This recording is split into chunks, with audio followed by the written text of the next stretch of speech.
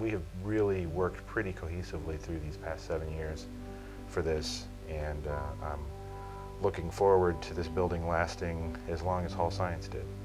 Connor Runyon here with Berea College News. Behind me is the old CM Science Hall building, which predates the new Margaret A. Cargill Natural Science and Health building. Christian Gensel spoke to Matthew Saderholm about the new transition. The building had been renovated in 1986, but it was fairly new and people were happy with it when I was a student. When I came back to teach here in '99, over the next 10 to 15 years, the building really started to show its age. The renovation hadn't really gotten in deep into the functioning of the building. About 2010, the administration started talking again about doing a renovation. We realized pretty quickly that renovating Hall was really not going to be a viable option. And so we made the decision to build a new building. And this building is a $72 million building, 125,000 square feet. Students would never see what's going on in our labs. The labs were completely hidden away.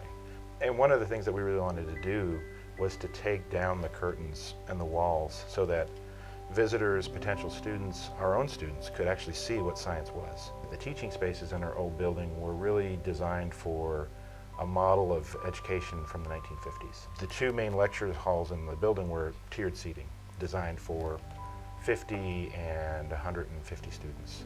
And we realize now that it's not an effective way to teach. Students learn much more effectively in active learning environments where they're not just passively trying to take notes and stay awake, where you have them engaged. And so our building really allows us to be much more active with our education. The spaces that people are teaching in are much more effective than they were before. I think that the students who are in this building really feel that they're valued, that we would put so much resources and emphasis and financial investment in this space for them. This building is really equivalent or better to what they would be seeing at a different institution. As an alum and as a faculty member, I'm just very grateful to Berea College and my colleagues. Stick with Berea College as they have their in-depth featurette on October 20th for the new Sciences Building grand opening.